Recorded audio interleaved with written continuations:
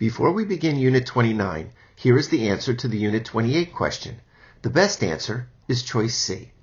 Noise affects more Americans than any other form of pollution, so it's ironic that it seems to get the least amount of attention.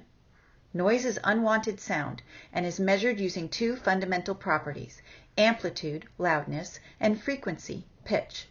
Depending on the characteristics and duration of exposure, noise can cause damage to either a person's eardrum, the small bones of the middle ear, or to the receptor nerve cells of the inner ear. Unit 29. Money isn't everything.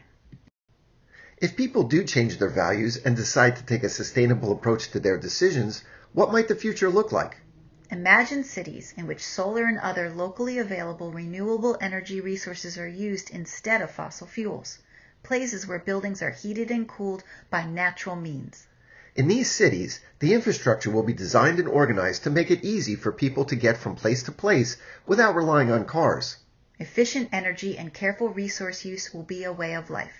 People living there will practice pollution prevention and reduce waste while preserving undeveloped land and restoring natural ecosystems surrounding their communities.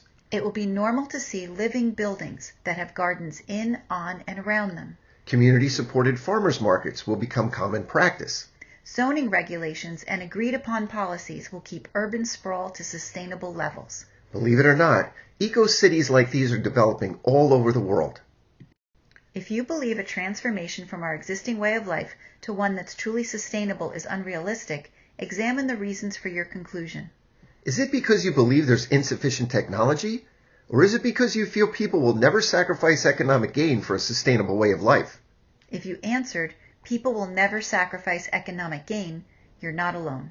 However, there's a major flaw in our economic system that people are choosing to overlook, and that might turn out to be good news.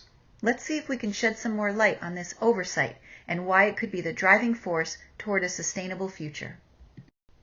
Most developed countries have a high throughput or throwaway economy. This means that economic growth is based on a flow of the Earth's natural capital through society and then discarded when no longer economically beneficial.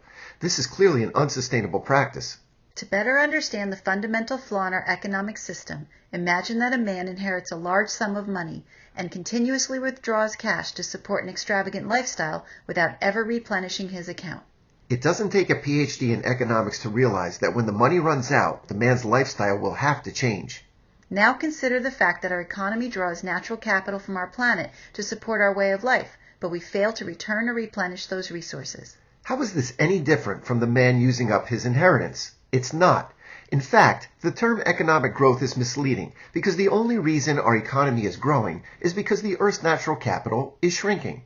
Economists do not include natural capital in their calculations, and this is why an economic system based on a growth mentality is unsustainable. Simply stated, until very recently, economists have always considered our planet's natural capital as free and unlimited and have failed to factor that into their calculations.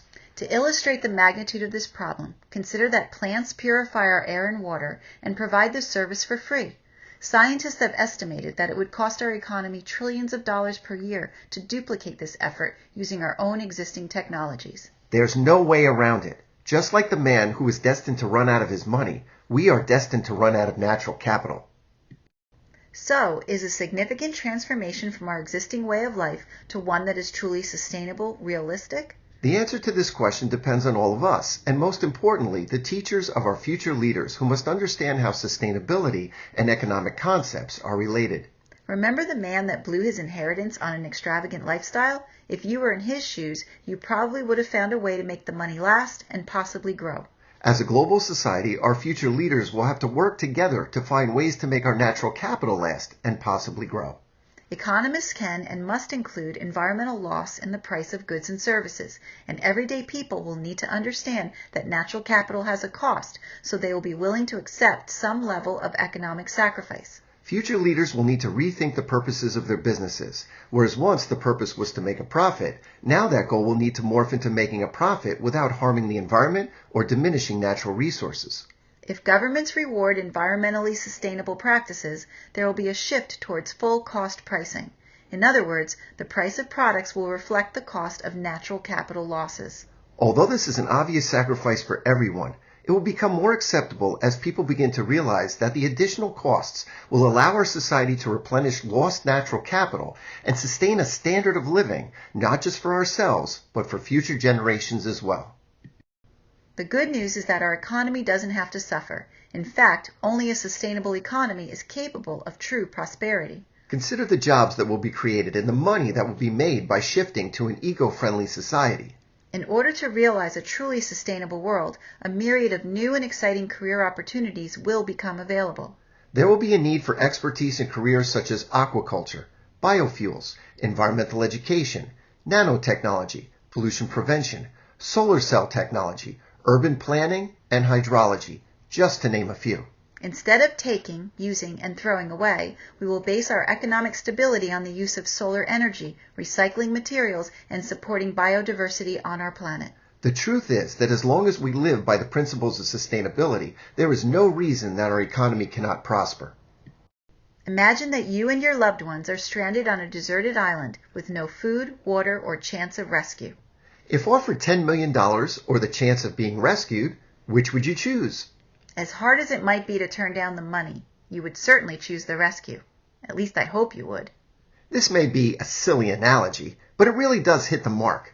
Our species has to decide if we're going to take the money and meet our untimely demise, or come to the conclusion that money isn't everything, save ourselves, and prepare for an exciting and adventurous future. I'm sure some of you are probably trying to figure out some scheme so that you could still take the money. Here is your question for Unit 29. Choose the most accurate statement. Choice A. Only a sustainable economy is capable of true prosperity. If governments reward environmentally sustainable practices, there will be a shift towards reduced cost pricing. In other words, the price of products will be lower because costs will reflect loss of natural capital. Choice C. We lack the technology needed to create a sustainable way of life. Or choice D. Most people believe that our society is capable of sacrificing economic gain for a sustainable way of life. The answer and explanation are provided at the beginning of Unit 30.